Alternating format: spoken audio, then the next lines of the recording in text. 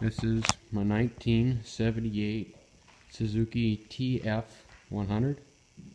This bike my grandpa bought brand new in 1978 for chasing cattle, and back then this was quite an outfit because, I mean, he didn't have to walk anywhere. This was before, I guess, well, yeah, before the those Honda ATCs came out and those four-wheelers. And also picked this up from my uncle.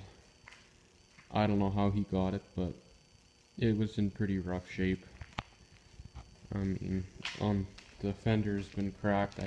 I taped this, and then when my dad was driving it once, it fell over and landed on a rock and put this big dent in the gas tank. And it was used a lot. It was pretty hard. I mean, the clutch has been used so much.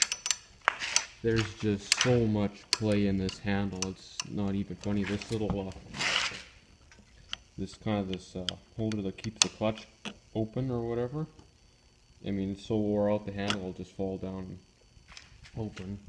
The lights on it don't work, and somebody's cut the speedometer cable off. But Suzuki had, I think, what they call the TS and the TF, and the TS was more of a street bike. It had signal lights, but the TF was advertised for farmers. It had this rack.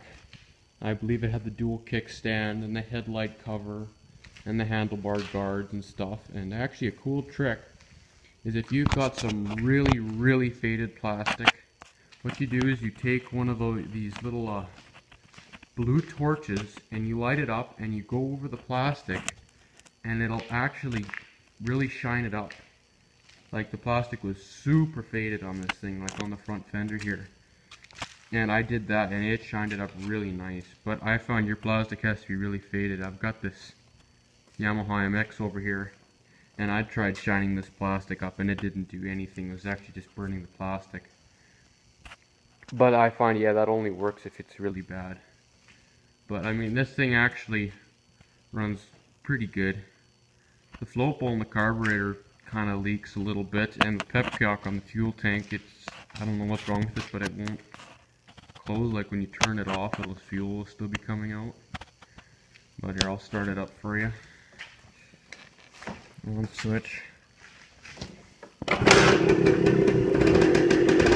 It doesn't really like to idle on its own. It will sometimes. You see now it's doing it, but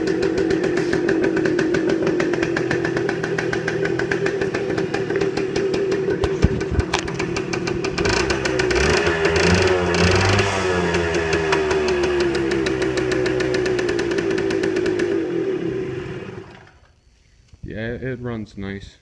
I did some painting and stuff to it and polished the rims and stuff, and it's pretty fun to drive.